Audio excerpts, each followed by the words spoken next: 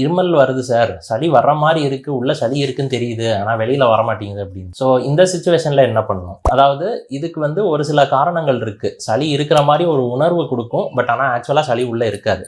அந்த மாதிரி ஒரு கேட்டகரி இருக்குது. அதுக்கு வந்து பொதுவாக காற்று குழாய் வீக்கம் மாதிரி காசஸ் இருக்கும். அதுக்கான மெடிசின்ஸ் கொடுத்தா பிக்கப் ஆகிடும்.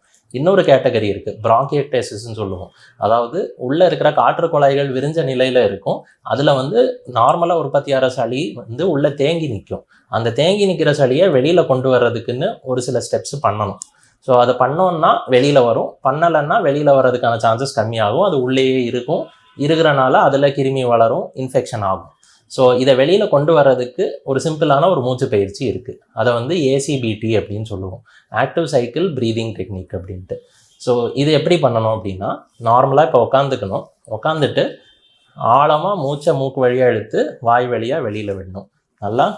மூச்சை நல்லா மூக்கு வழியாக ஆழமாக இழுத்துட்டு வாய் வழியாக வெளியில் தொடர்ச்சியாக பொறுமையாக மூச்சை வெளியில் விடணும். இந்த மாதிரி ஒரு 4லேருந்து 5 மூச்சு பண்ணணும். அடுத்த ஸ்டெப் என்ன அப்படின்னா, இதே மூச்சை வந்து மூக்கு வழியாக நல்லா ஆழமாக இழுத்து உதட சுருக்கிக்கிட்டு